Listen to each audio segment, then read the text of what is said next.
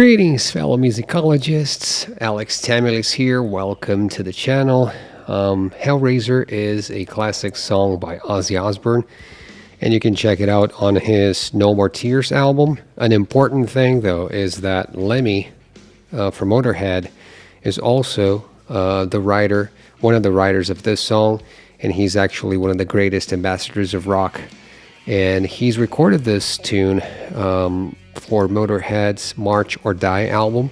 And for the 30th anniversary of No More Tears, Ozzy wanted to celebrate his friendship with Lemmy, and now they're both immortalized in this beautiful, beautiful music video that I'm going to delve into right away. The first thing we see is the Hellraiser title. It looks like an arcade game, and the bar is the famous Rainbow Classic Bar and Grill. The Sunset Boulevard one, a super famous hangout for 70s rock musicians. And Lemmy himself was a daily fixture at the Rainbow. Whenever Motörhead was not on tour, he often played a video poker machine at the end of the bar. And that's portrayed at 11 seconds in the video. Both he and Ozzy are playing this game, Hellraiser game. And we also have Lemmy's bass there, the classic 4000 series, the Rickenbacker, and it's just leaning against the arcade there. And the game consists of shooting these flying demons, and they're both having lots of fun. But we cut to the breaking news on the TV, and we see that there's this alien invasion, and the spaceship is pretty rad. It looks like Bron Castle from Count Dracula, the Castlevania version. It's really well designed, and this ship discharges this electrical current, and it's just hitting everyone, putting everyone into this electrical spell. And we get to see that the energy is flowing from a main villain. He will be introduced later on in the video, but his interference messes up with the Hellraiser game that they're both playing. So Ozzy's just pissed. He punches the screen in rage. And in the meantime, everyone is just getting electrocuted by this main Satan guy, Satan devil, demon. And then this flying demon actually snatches Lemmy's Rickenbacker. And there's an Easter egg right here because you see Mr. Tinkertrain, another arcade game right beside Hellraiser. And obviously that's the first song from No More Tears.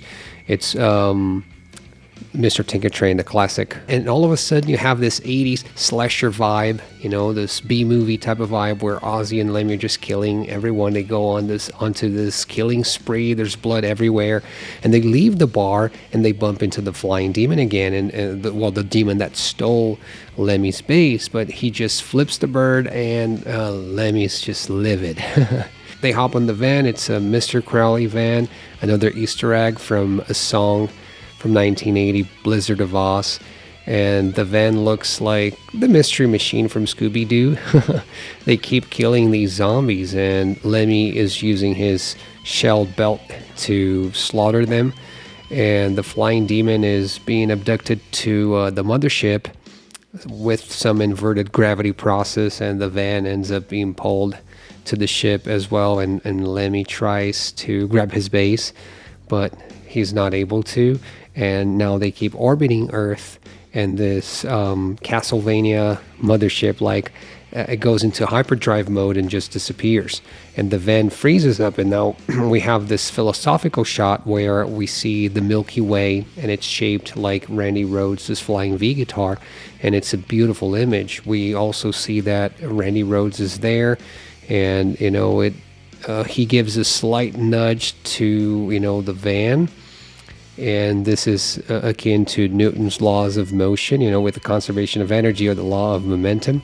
And this new path, thanks to Randy Rhodes, takes them to Snaggletooth/Warpig.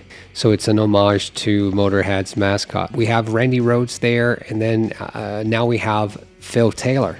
Phil Filthy Taylor, the late Phil Taylor, the drummer for Motörhead, the animal. He's the commander for the Warpig ship. And now they're going to go after the missing bass.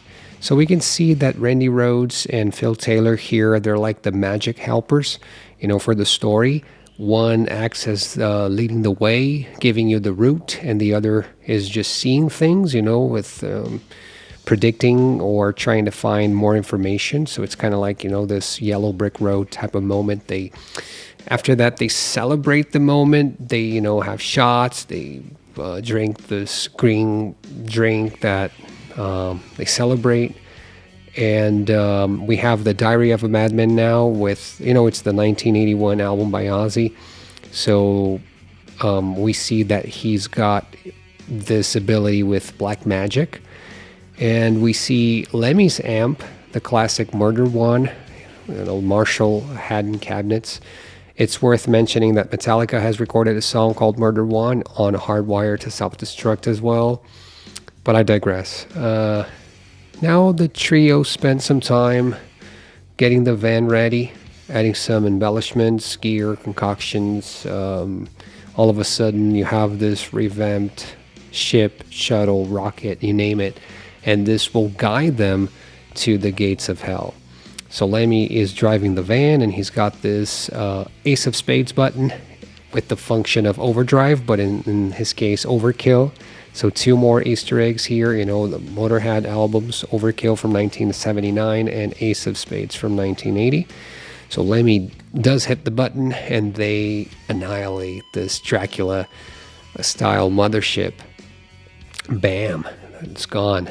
And then Satan in hell, or this antagonist, is pissed, and the flying demon hands the base to this figure, and now he's able to charge his precious stone with the energy of the base, but not so fast, because the trio is right here to blast them fools. And this huge battle ensues.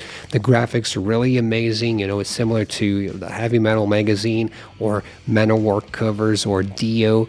This is what's really amazing about rock and metal. You have the music, but you also have the atmosphere, the myth, the lore, the images. Everything is just super captivating. It's kind of like, medieval paintings. Well, time now for this Satan-like figure to battle the heroes, and due to the power of the base, the villain is just super powerful. It's huge. It becomes this huge winged beast. He grabs the heroes and he's ready to bless them, but then Ozzy obviously is the true Prince of Darkness. He's the madman, so he's the one who knows black magic, so he knows the spells, and he morphs into this Hulk meets Avenger-like figure. He's 10 times bigger than the main villain now, and he freaking mauls him.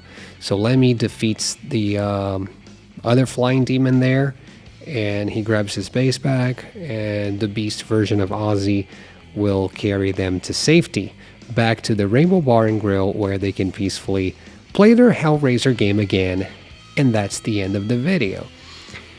So what's the analogy here? Well, to me, the video is about the power of rock, the power of music. And not only that, when things don't come your way, when everything's against you, all of the odds, you can still count on your friends to keep you going. So the world is whooping your ass. That's okay, because you have your friends. And if you don't have your friends, you have great memories of your friends, of people who were very important in your life. And this will lift you up. This will give you hope, and it will keep following the path. You're going to follow the path that you chose to follow. So rock is this counterculture movement. Metal is the same thing.